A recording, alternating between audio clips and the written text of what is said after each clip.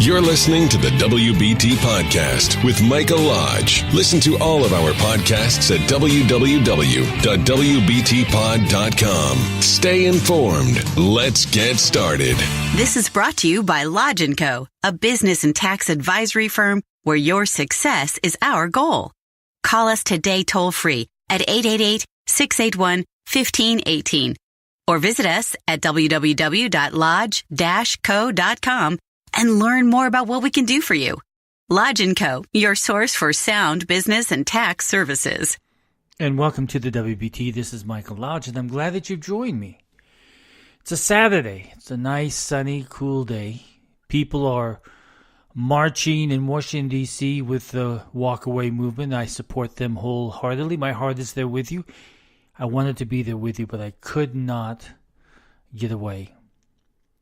But my heart and my prayers are with you, and I hope that it's a very peaceful time and that you express how you feel from your heart and that Americans will see what you feel needs to happen in our great country. And we do. We need to walk away from this hate. We need to walk away from all of this stuff that is happening. I woke up this morning and I saw that in Pittsburgh that a synagogue was attacked by another madman. And we wake up to more and more hate every single day.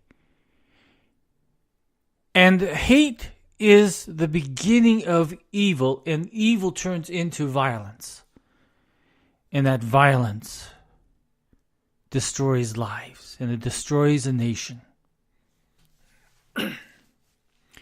It's amazing. Last night I did a podcast about how exhausted I am from hate in politics. And then the very next morning I wake up and we get hit with more hate. The nation has gone bonkers. We just have. We have families that are no longer families. We have communities that are no longer communities. We have a nation that is barely a nation, and it's being held together by hope and faith that we'll be able to make things better in this nation. But let me tell you, it begins with the communities. It begins with the involvement with your families and with your churches and with your civic leaders and with the charities that are within your neighborhoods. So much different from when I was a child. Life has changed. We never even thought about these kind of things when we were kids. About this time of the year in October, the churches would begin getting together and would begin collecting canned foods. Instead of going trick-or-treating, I remember we as a group would always go from house to house, trying to gather food for the needy during Thanksgiving. There are so many people in our nation that still go without a Thanksgiving.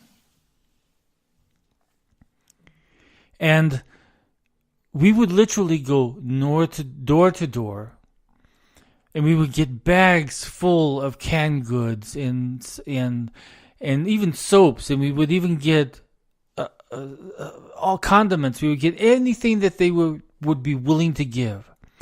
And then as soon as we would get back to the church, we would begin bagging everything up. And we had specific things that each family would get. I believe at that time we chose 12 families that needed help. And within every community, there's a family or a person that needs help. An old individual that has no place to go for Thanksgiving or has no means to go out and buy food for Thanksgiving. And Thanksgiving was designed so that we give thanks, right? We give back. We're so thankful for what God has given us that it is time for us to give back. And I think I'm hoping, but at least in my life, I've always tried to give back. In the last 13 years of my life in my home in California, every year at Thanksgiving, I would invite just about 50 people. Now, these were families who had no place to go. They had no family in town. They were servicemen that had no place to go. They were people that had just moved there, or they had no friends. They had no families. And they would always come to my house for Thanksgiving. This would be the second year that I haven't done that because I've moved to South Carolina and my home is in the construction, so it's hard. But I would always invite those people, and they were thrilled to spend time with people and eat well and tell stories and listen to songs, because we always had music no matter what we had. And we decorated the house fully with Christmas, and everybody had a gift under the tree, and that's how we began Thanksgiving. But it's that getting involved and finding those individuals that need love, that need help, that need a good meal.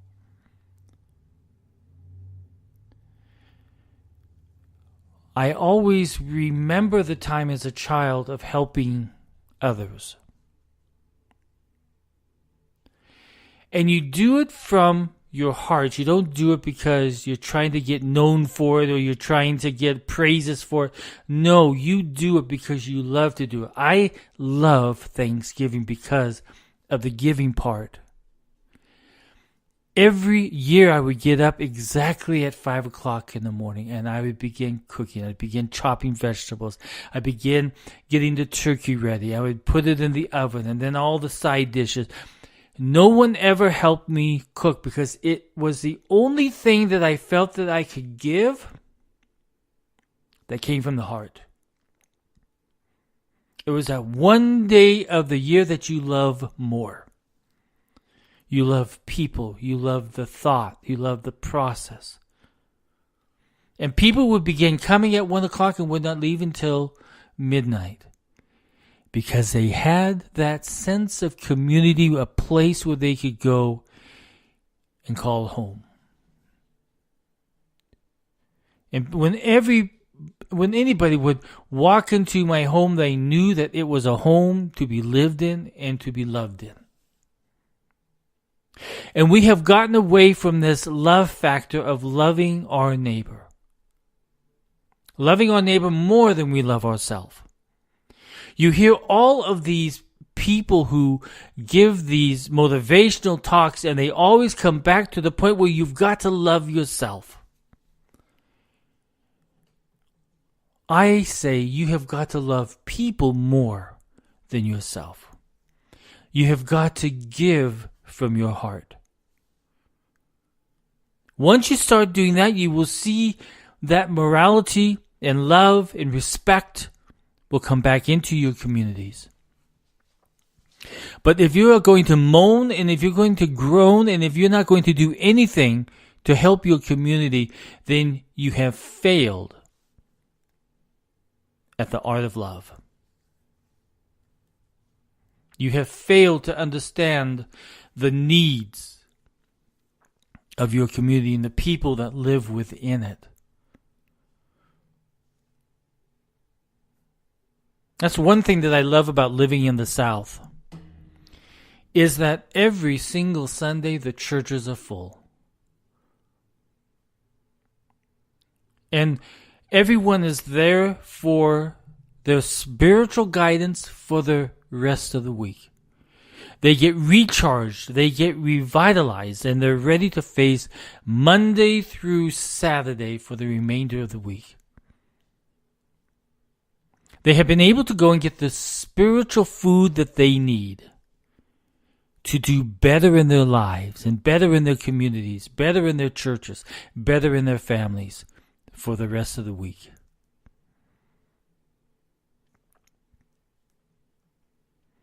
This is where we need to get back to as a nation. Stop complaining about your communities, but get involved in your communities and find out who needs help. So every year at Halloween, was a really good time. I remember the night before Halloween, and sometimes the weekend before, my mom would always give us a Halloween party. And these were the kind of Halloween parties that were always so much fun. The kids from the neighborhood would come in. We had this old dugout basement. It had no cement in there. It was just purely dug out dirt. And it used to go way back to the end of the house. And you would always see my mom back there with this big old pot with dried ice in it that looked like a steam, and she was dressed as a witch, and she would yell back at the kids, "Come here, little boys, girls. I've got a treat for you." And no one would go in there because we were scared to death. Even I would not go in there. Because I knew that's where my mom used to cut off the heads of the chickens and for dinner. I wasn't going to go in there with that witch in the back. Hell no. But we always had fun, and we had the parties, and we hung apples by a string and then put our hands behind our back and try to grab that apple with our necks or with our mouth, or put a big old tub of water with apples in and try to dip for apples. And then we'd also have a lot of fun pulling taffy. Get butter on our hands. We could literally get our, little kids like us. It was fun getting messy, right? So we would get our hands just filled with butter, and then we would begin pulling this taffy and pull it until finally it turned into saltwater taffy, the kind that you wanted. All done by hand. No TV games, no Game Boy, no nothing like that. We just pulled taffy. And then we would have the straw, the bales, hay bales as you would call them. And we would sit on those hay bales, and watch a movie on the big screen. Old Yeller. Yep, that was the movie. And then we would go and we'd collect our cans, and we would put them in the sacks, and on Thanksgiving Day we would take them to the people that really needed the food. And then we would begin getting ready for Christmas. And all of the Christmas choirs and bands and symphonies and all the musical events that is so known for Christmas and where families got together. One of the things that was done a week before Thanksgiving, now this is hard to believe, but I went to a one-room school in Seattle, Washington when I was a kid. We had 15 kids in that one-room school. So my mom, who was the home and school leader, would raise money for field trips and everything else. And the way that she would do it was that we would have a baking auction. And moms and dads, they would all bake cakes and cookies and all kinds of different desserts. This is before we knew that sugar was bad for us. But we had one dentist that was a really good auctioneer, and he would auction off all of these baked goods. And that would raise enough money to help our one-room school for the remainder of the year to go on field trips. And it was a fun time because we had families and we had kids there who we had grown up with, who we went to school with. Those kids I went to high school with, I went to college with. They're still my friends to this day. We still get together and we still talk. But we don't have that anymore. I don't see it happening anymore because people are no longer committed to their communities. And so we have missed out on learning how to love as a community. And we have replaced it with this evil political hate. And this evil political hate has become to devour the morals and the ethics within our lives. And the more that we don't focus on our communities, the more we see hate and anger, words that should never be said to another person, calling people names, accusing them of something that they had nothing to do with, but yet they became guilty because you accused them.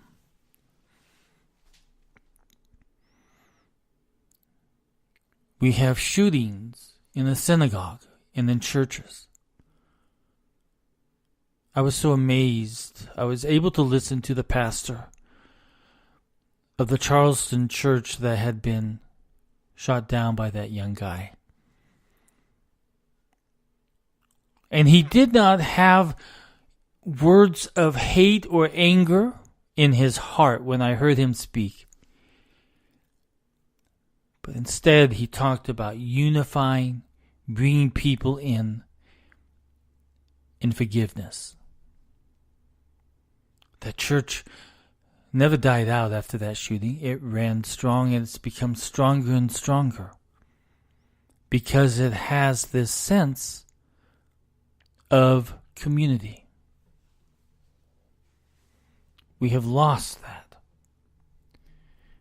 We have lost the moral feeling of belonging to a group of individuals that are there for us when we need it.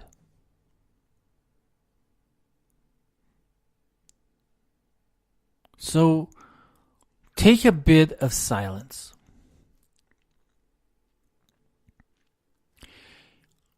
Meditate on the aspect of your life and in helping your community. We're entering into the holiday months. And this is the time that you have the ability to give back and not just think about getting.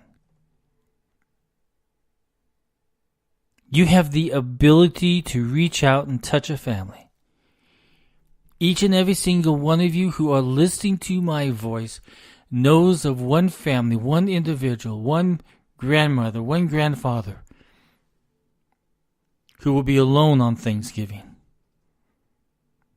Reach out and bring them into your house, or cook them a great meal and take it to them. Let's get back into the sense of community. I encourage you to visit your church. Find a church family that you can call your own and that you can get involved with. Most churches have tremendous outreach programs to their community. Find out a child in school that needs to have tutoring because their parents don't know how to read or speak English. Touch that child's life. We have the ability to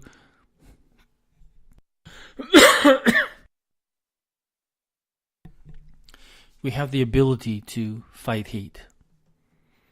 And we can replace hate by giving of ourselves within our neighborhoods, our communities, our churches, our synagogues. Get involved. And those of you who grew up at the same time that I grew up in the 60s and the 70s, remember back to the times when you were involved. Where you had a good time at Halloween, that you had a good time at Thanksgiving. I still remember Thanksgiving, going to my grandfather's house, hooking up his horses to a sleigh, and going through the roads and through the orchards of Yakima, Washington on a snowy day. Remember those times and appreciate those times when life was simpler. And we didn't take people for granted, but instead we loved them. And we helped them in their time of need. For all of you who believe in God out there, pray for this synagogue to heal. Pray for the families who were affected by this mad gunman. And then, if you really believe in God, then turn your prayers towards your communities, your families, your churches. And pray that hate gets replaced with love.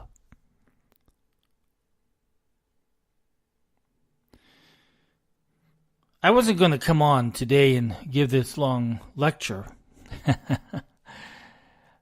But I don't know, I'm just touched with this feeling that we have lost our way.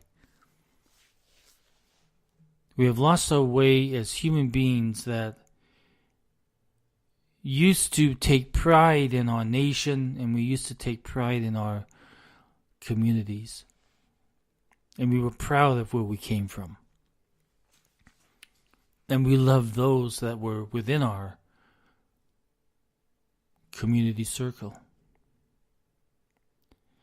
And so I didn't want to give this lecture, and I didn't want to give yesterday's lecture also on my podcast, but I just felt that it was time that you and I as friends take a different look at life and change it. Instead of giving our kids Game Boys and all these games that they want, let's be adults and get them involved in the community in which you live. Take that person that has no place to go and bring him home for Thanksgiving. To that family that's sitting over in that house that barely has enough money to keep the lights and heat on. Send them a turkey. Let them have a day of love and a day of Thanksgiving. We can do a lot together, you and I as friends, and we can make this world a much better place. When you hear people spouting hate, walk away. When you see people who want to get involved in hateful activities, walk away. Because if you walk away, enough of you, that hate won't have any place to go.